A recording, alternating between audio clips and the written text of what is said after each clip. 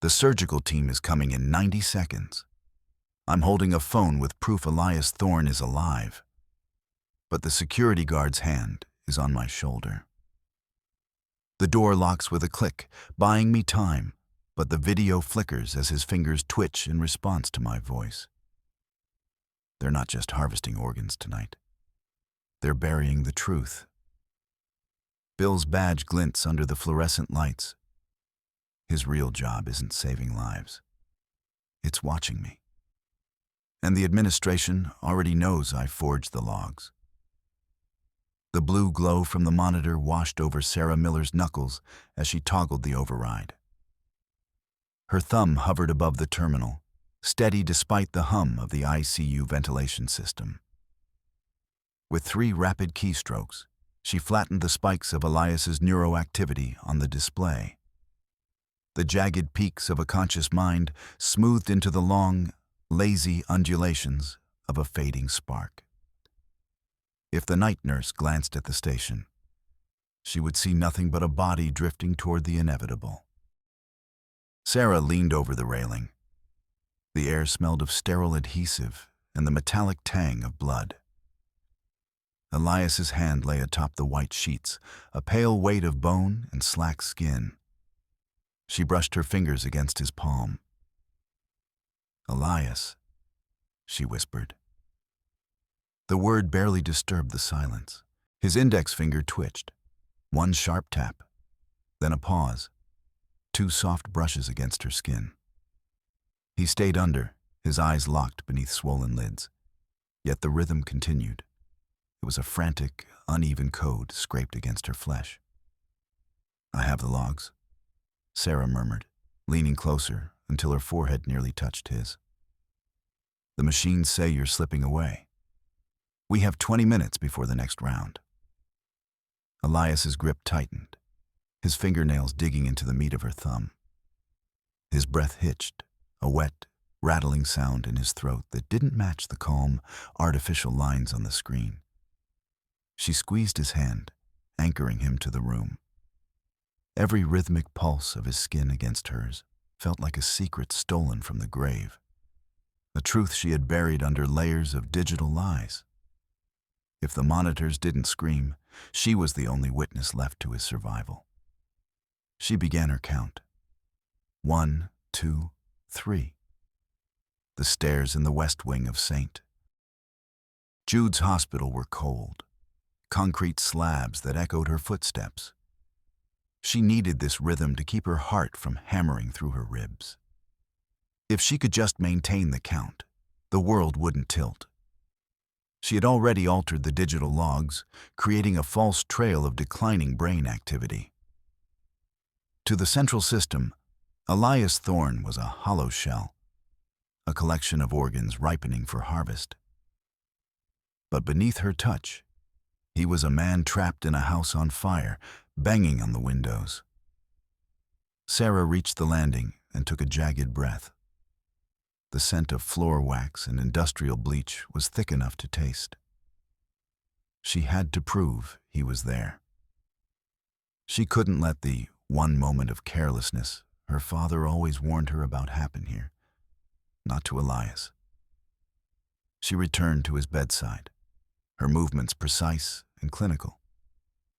She took his hand again, her fingers tracing the map of his veins. "Elias, if you can hear me, give me 4, she whispered. She waited. The ventilator hissed, a rhythmic, mechanical sigh that mocked the silence of the room. Then a pressure. 1, 2, 3, 4. The taps were weak, like the heartbeat of a bird, but they were deliberate. They were the Thorne tap. He was answering her. He was fighting the heavy he lived in. Sarah felt a surge of cold fire in her chest. She wasn't just a nurse anymore. She was a conspirator against a machine that saw people as spare parts. Outside the door, the heavy tread of rubber-soled shoes announced the presence of Bill Jenkins. Bill was a fixture of the night shift, a man who moved like a shadow through the corridors of the ICU. He stood at the entrance, his slouch making him look smaller than he was.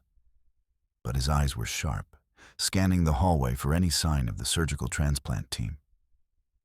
"They're moving, Sarah," Bill whispered, his voice a low, gravelly rasp.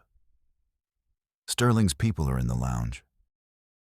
They're drinking coffee and checking their watches like they're waiting for a flight, not a heart." Sarah didn't look up. She was focused on the way Elias's eyelids fluttered. "I need more time, Bill. The logs will hold them for an hour, maybe less. I have to get a recording, something they can't delete from a server." Bill pulled a crumpled piece of paper from his pocket, his wife's old grocery list, and smoothed it out with a shaking hand. He didn't speak, but the way he positioned himself, blocking the line of sight from the hallway, was more than enough of an answer. He was the lookout, the man who knew exactly what happened when a hospital decided a life was no longer worth the electricity it took to maintain it. The air in the room grew heavy. Sarah could hear the distant chime of an elevator, the muffled laughter of nurses at the distant station, and the persistent, haunting hum of the machines keeping Elias tethered to the earth. She felt the weight of the hospital pressing down on them, a mountain of glass and steel dedicated to efficiency. Suddenly, the door swung open with a sharp click. A security guard, a man named Miller with a jaw like a brick, stepped into the room. His eyes went immediately to Sarah's hands, which were still entwined with Elias's. "Shifts over, Miller," the guard said, his voice a flat, unpleasant drone. "You aren't scheduled for this floor. Dr. Sterling wants the room cleared for the prep team." "I'm just finishing the neuro check," Sarah said, her voice steady even as her pulse spiked. "He's showing unusual autonomic responses. I need to document them." The guard stepped forward, his hand moving toward his belt. "I wasn't asking. Out now." He reached for her arm, his fingers closing around her scrub top with a rough tug. Sarah felt a flash of white-hot panic. If she left now, they would wheel Elias away, and she would never see him again. The 1, 2, 3 in her head became a roar. As the guard tried to shove her toward the door, Sarah's hand shot out. She grabbed the heavy metal medical chart from the foot of the bed, a thick binder of steel and plastic, and swung it with every ounce of desperation she possessed. The edge of the chart caught the guard right in the cluster of nerves at his neck. He let out a choked gasp, his knees buckling. Sarah didn't wait for him to recover. She shoved him toward the hallway and slammed the heavy ICU door, sliding the manual bolt into place. The sound of the metal clicking home felt like a gunshot. "Sarah," Bill hissed from the other side of the glass, "what are you doing?" "Buying time," she yelled back. She whipped out her smartphone. Her hands were shaking so hard she almost dropped it. She leaned over Elias, her face inches from his. "Elias, do it now. Tap for me. Show them you're in there." She hit the record button. On the screen, the little red light blinked like a heartbeat. "Elias, tap 4 times if you can hear me," she commanded, her voice cracking. On the bed, the pale, thin finger moved. 1, 2, 3, 4. It was clear. It was undeniable. It was a human soul screaming through a camera lens. Sarah hit save, her breath coming in ragged gasps. She had it. She had the proof. But as she turned to the door, Bill was standing there, his face pale. He wasn't looking at the guard she had just knocked down. He was looking at her with an expression she couldn't decipher, a mix of pity and profound weariness. Subverted beat 1.4. "Sarah, stop," Bill said, his voice suddenly losing its gravelly edge. He didn't sound like a grumpy tech anymore. He sounded like a man who had seen the end of the world and was tired of describing it. Sarah held the phone to her chest. "I have it, Bill. Look, he's awake. We can go to the board. We can call the police." Bill stepped into the room, closing the door behind him. He reached into his pocket and pulled out a badge, but it wasn't a hospital ID. It was a heavy, silver shield that caught the fluorescent light. "I'm not a tech, Sarah. I'm an undercover compliance officer from the state board. I've been here for 6 months investigating Sterling." Relief washed over Sarah like a physical wave. Her shoulders dropped, and she let out a long, shuddering breath. "Oh, thank God. You're here to stop them. You saw the video? You saw what he did?" Bill nodded slowly. "I saw it. And I've been seeing everything you've been doing for the last 3 hours, Sarah. The log tampering, the unauthorized overrides, the assault on that guard." "I had to," Sarah argued, her voice rising. "They were going to kill him." Bill's face didn't change. He looked at the grocery list in his hand, then tucked it away. "Sarah, listen to me very carefully. I wasn't the only one watching. Sterling has had a private feed on this room since the senator's heart started failing. He didn't stop you because he wanted you to commit the felonies. He needed a reason to discredit any evidence you found." The air in the room suddenly felt very cold. The crack, Sarah noticed, was the way Bill wouldn't look at Elias. He was looking at the camera in the corner of the ceiling, the one Sarah thought was broken. "What are you talking about?" Sarah whispered. "The moment you touched those logs, you became a criminal," Bill said.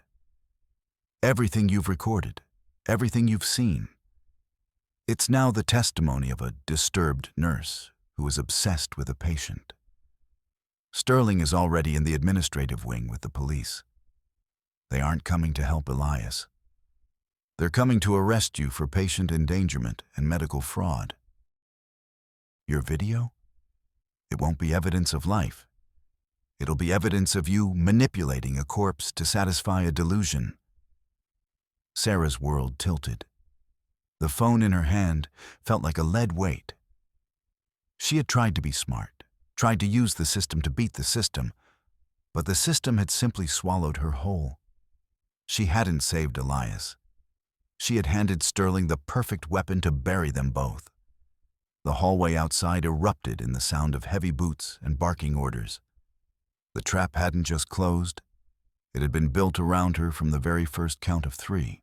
The door to the ICU didn't just open. It was thrown back with a violence that made the glass rattle in its frame. Dr. Robert Sterling stepped into the room, his white coat pristine, his sandalwood scent cutting through the hospital's chemical fog. Behind him, 2 hospital security guards and a pair of Philadelphia police officers filled the narrow space. "Nurse Miller," Sterling said, his baritone voice calm and terrifyingly reasonable. "I believe you've had a very difficult shift. The stress of the ICU can lead to breaks in judgment. But assaulting a guard and tampering with life support data, that is something we cannot overlook." Sarah backed away, her heels hitting the base of Elias's bed. "He's conscious, Dr. Sterling. I have it on video. He responded to my commands. You can't take his heart while he's still in there." "Give me the phone, Sarah," Sterling said, extending a hand. He didn't look angry. He looked disappointed, like a father dealing with a wayward child. Sarah frantically tapped the screen, trying to hit the upload button for her cloud storage.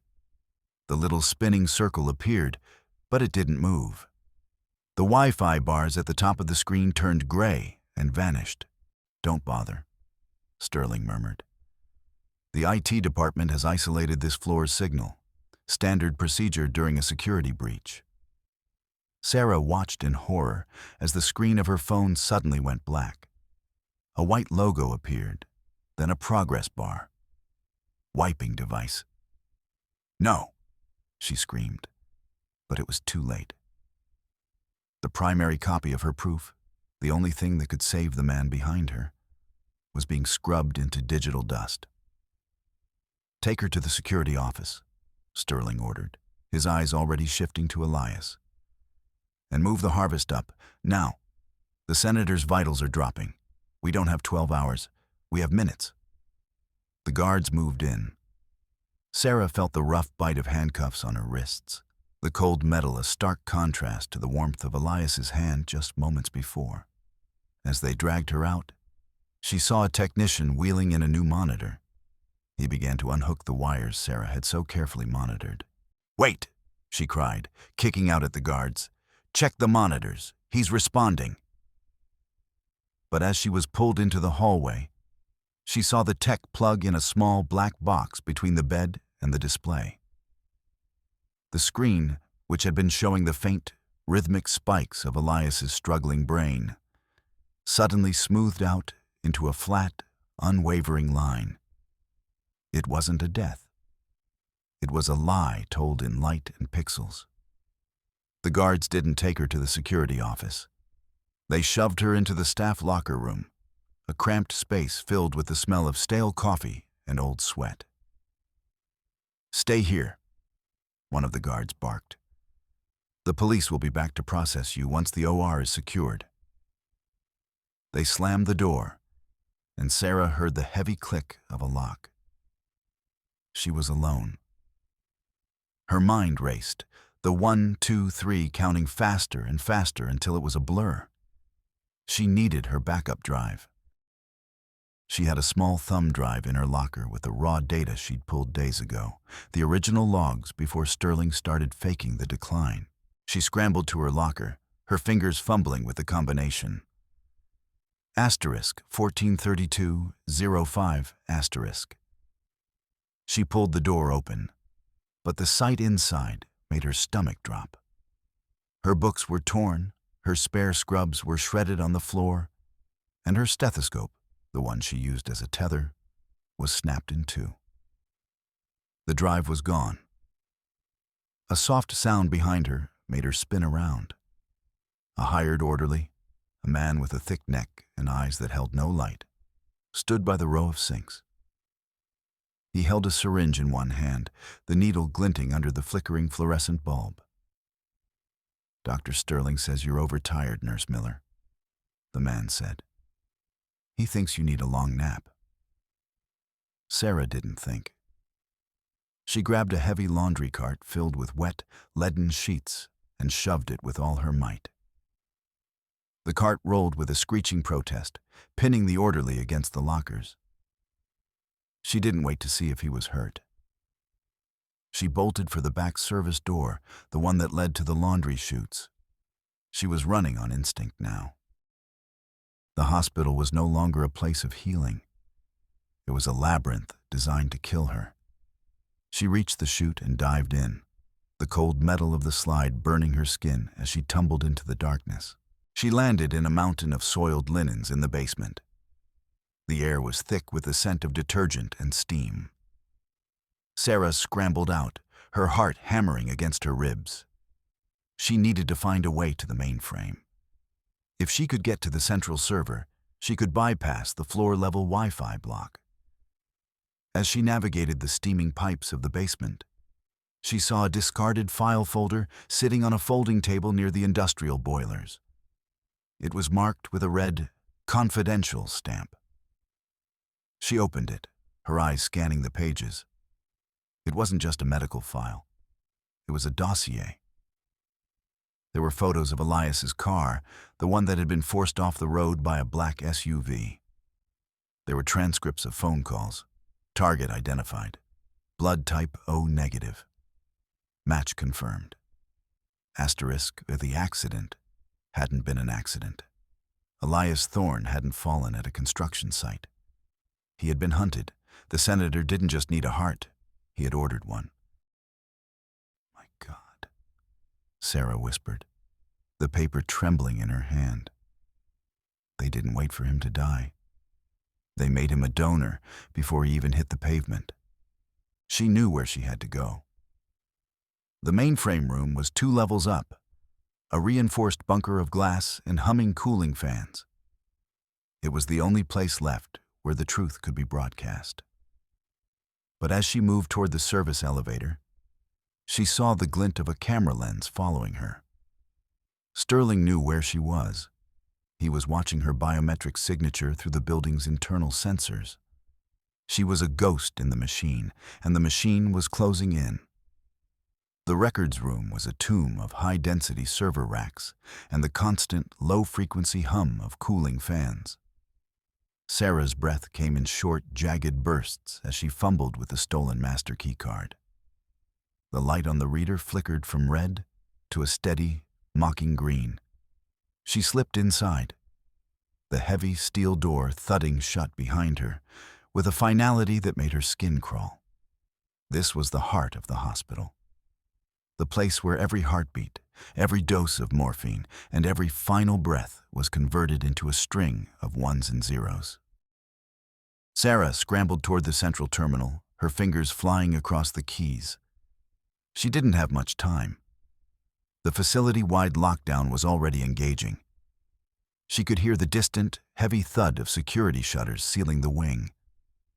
She pulled the stolen data file from her pocket, the one she'd snatched from the basement, and plugged it into a direct, fiber-optic telemedicine line. This was a dedicated pipe, meant for high-resolution surgical broadcasts to specialists in Europe and Asia. It bypassed the throttled Wi-Fi and the internal firewalls that Sterling's IT team had used to cage her. Come on, she hissed, watching the progress bar on the monitor. Uploading. 12%, 15%. The air in the room suddenly changed. The steady hum of the fans was joined by the rhythmic clack, clack, clack of dress shoes on the raised floor tiles. Sarah didn't look up. She knew that sound. It's a beautiful system, isn't it, Sarah? Dr. Sterling's voice drifted over the tops of the server racks. He sounded almost conversational, as if they were discussing a difficult diagnosis over coffee. Complete transparency. Total control. It's a shame you've chosen to become a glitch in such a perfect design. Sarah gripped the edge of the desk. A perfect design that murders people for their parts? Elias Thorne is alive, Robert. And now the whole world is going to see the proof. Sterling stepped around the corner of a rack. He wasn't wearing his white coat anymore. In his tailored suit, he looked less like a doctor and more like the executioner he was. The world sees what I tell it to see. And right now, it sees a disgruntled employee attempting to sabotage a life-saving transplant for a national hero. He lunged for the terminal. Sarah threw herself in his path, her shoulders slamming into his chest. They crashed into a rack of servers, the impact sending a shower of sparks into the air as a cable was torn loose. Sterling was stronger than he looked, his fingers digging into Sarah's throat with a cold, clinical precision. "Give me the drive," he snarled, his face inches from hers. Sarah's vision began to blur, the 1, 2, 3 in her head fading into a dull roar. She reached up, not to claw at his face, but to find the pressure point she'd studied in 1,000 anatomy texts. She found the carotid sinus, the small bulge in the neck that regulates blood pressure. She pressed down with everything she had. Sterling's eyes went wide. His grip slackened, his body suddenly losing its coordination as his brain received a false signal that his blood pressure had spiked to lethal levels. He slumped to the floor, gasping for air, his face turning a sickly shade of gray. Sarah didn't stay to watch him recover. She grabbed the backup drive, her fingers trembling, and shoved it deep into the tangle of server cabling behind the main terminal. She needed a witness. Someone Sterling couldn't touch. Subverted beat 3.3. She scrambled back to the terminal and opened a secure internal line. There was one man who could stop this. Dr. Elias Thorne, the hospital's lead neurologist. He was a legend in the field, a man whose word was law in the OR. If he saw the raw data, if he saw the seizure activity Sarah had logged, he would have to halt the surgery. She dialed his private extension. It picked up on the second ring. "Dr. Thorne," Sarah gasped, her voice a ragged whisper. "It's Sarah Miller from the ICU. I have the raw EEG data for Elias Thorne. Sterling is faking the brain death certification. He's wheeling him into the OR right now. You have to stop them. Please, look at the telemedicine feed I'm sending you. It's all there. The rhythmic response, the cortical spikes. He's in there." There was a long silence on the other end of the line. Sarah watched the upload bar. 88%. 90%. "I know," Dr. Thorne said. His voice was smooth, devoid of the shock or outrage Sarah had expected. "I've been reviewing your discoveries all night, Sarah." A small spark of hope flared in Sarah's chest. "Then you'll stop it? You'll call the OR?" "Tell me, Sarah," Thorne continued, his tone turning reflective, almost academic. "Do you know why I specialize in the brain? Because it's the only part of the human body that can be replaced by a legacy. My brother-in-law, the senator, has a legacy that will protect this hospital for 50 years. Elias Thorne has... what? A mother who collects sugar packets?" Sarah's breath hitched. The crack was the word brother-in-law. She felt a cold, oily sensation slide down her spine. "What did you just say?" "The senator is family, Sarah," Thorne said. And now the warmth in his voice was gone, replaced by the sharp edge of a scalpel. "I didn't just authorize the harvest. I designed the protocol to ensure his heart remained in peak condition while we waited for your little interference to provide the necessary legal cover for a disturbed nurse narrative. Thank you for the data, though. It helped me identify exactly which sensors we need to recalibrate to ensure no more glitches occur in the future." The monitor in front of Sarah flashed red. "Access denied. Connection terminated by administrator." The hope didn't just die, it was incinerated. Sarah realized with a sickening jolt that she hadn't been reaching out to a savior. She had been handing the keys to the cell to the warden's brother. The entire hierarchy, from the chief of surgery to the lead neurologist, was a single, predatory organism. "You're monsters," she whispered. "No," Thorne replied, his voice fading as he prepared to hang up. "We're surgeons. We cut out the small things to save the large ones. Security is at your door, Sarah. I suggest you don't make a scene." The line went dead. A second later, the heavy steel doors of the records room groaned as a hydraulic ram began to force them open. Sarah looked at the server where she'd hidden the drive. It was useless now. The police weren't coming to save Elias. They were coming to bury the only person who knew he was alive. The doors buckled and flew inward. A squad of police officers, their faces grim and set, swarmed into the room. One of them stepped forward, a heavy baton in his hand. He didn't look at Sarah, he looked at the fiber optic terminal. With a single brutal swing, he shattered the glass and metal, the screen exploding in a cascade of crystal and light. The upload, which had reached 98%, vanished into the dark. "Sarah Miller," the lead officer said, his voice echoing in the small space. "You're under arrest for grand larceny, assault, and reckless endangerment of a patient. Move, and we will use force." Sarah felt the rough hands of the officers seizing her, the air being forced from her lungs as they pinned her against the cold metal of the server racks. She looked through the small observation window in the door. Down the long, sterile hallway, she could see the silhouette of a gurney being wheeled toward the double doors of the operating room, Elias. He was a pale ghost under the white sheets, surrounded by masked figures who saw him as nothing more than a ticking clock. The 1, 2, 3 in Sarah's head stopped.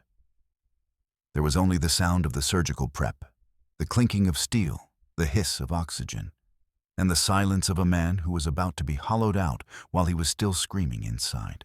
The hallway outside the operating room smelled of ozone and the sharp, biting scent of prep scrub. Sarah was pinned against the wall, her wrists burning in the plastic zip ties the officers had used when the metal cuffs ran out. 2 guards stood over her, their shadows long and predatory in the harsh fluorescent light.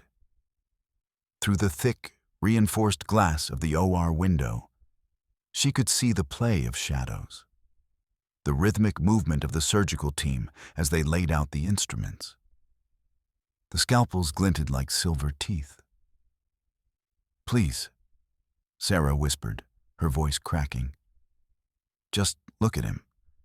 One more time, just look at his eyes." The guards ignored her. They were watching the clock, waiting for the signal to transport her down to the holding cells. Sarah felt a cold, hollow vacuum opening in her chest. Everything she had tried, the logs, the video, the whistleblower, it had all been stripped away. She was a nurse who couldn't heal, a witness who couldn't speak. She looked at the guard to her left.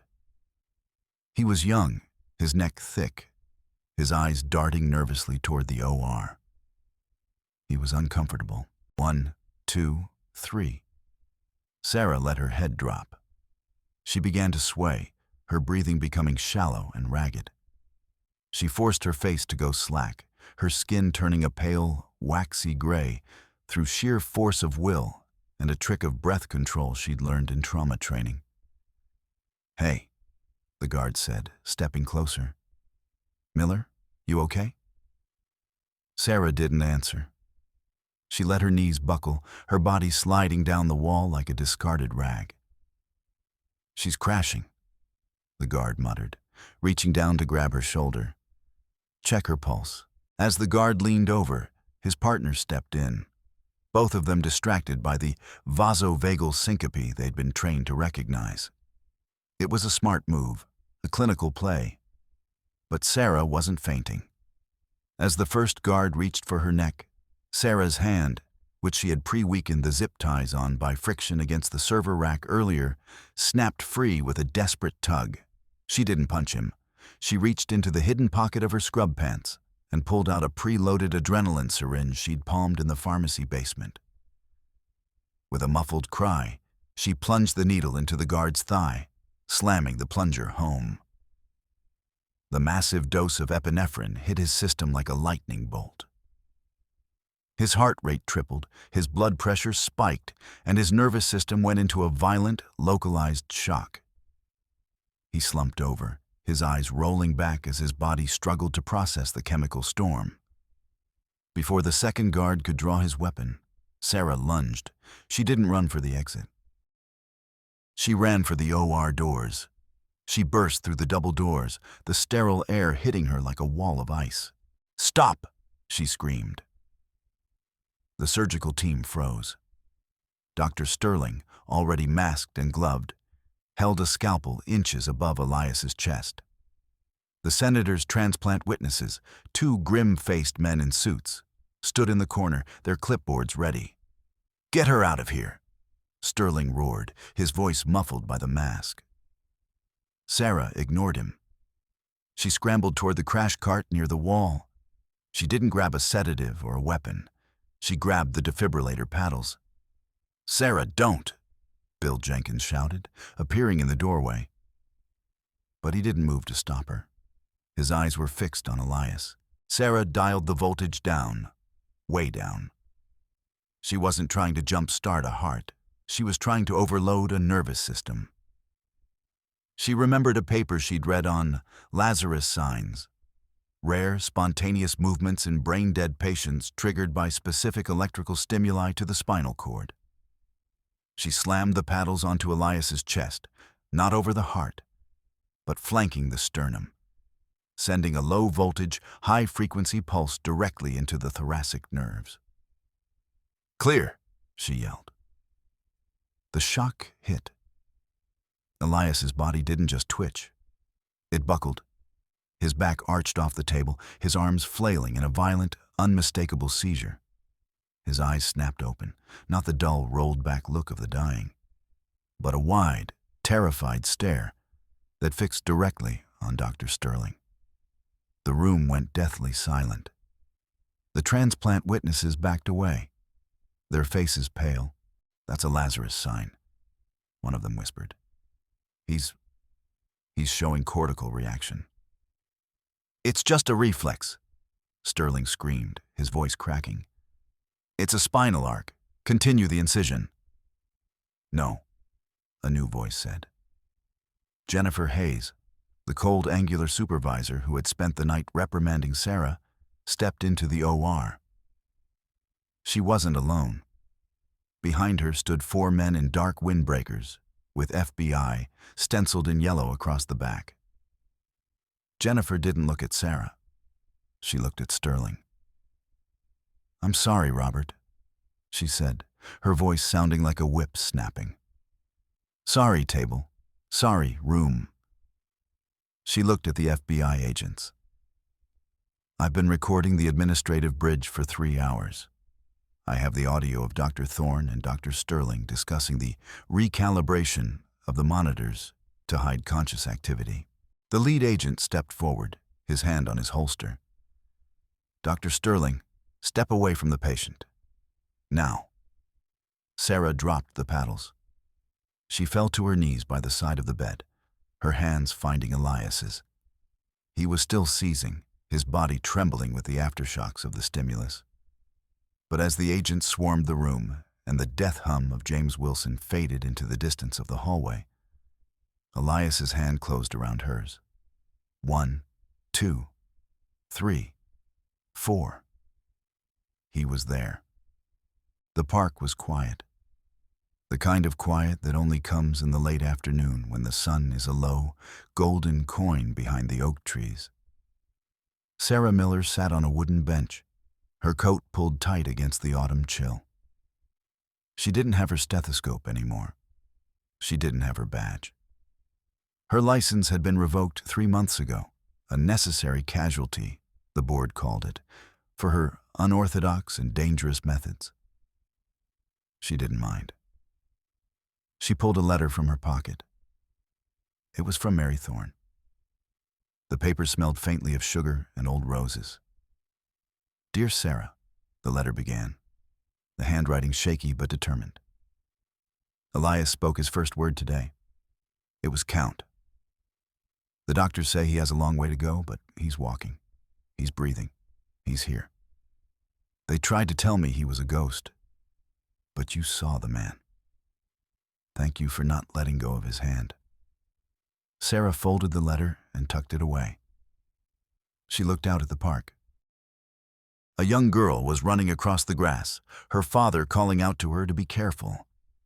A group of teenagers were laughing by the fountain. 1, 2, 3. She wasn't counting the stairs anymore. She was counting the breaths. She was counting the moments of life that didn't have to be efficient or ordered. She stood up and began to walk toward the exit. The rhythm of her footsteps on the gravel was steady, a heartbeat shared with the world. She had lost her career, her standing, and her clinical certainty. But as she watched the sun dip below the horizon, Sarah Miller realized she had finally found the one thing her father said was impossible to recover. She had atoned. She had held on. And for the first time in 32 years, she didn't feel like the world was about to fall down the stairs. She was just Sarah. And that was enough.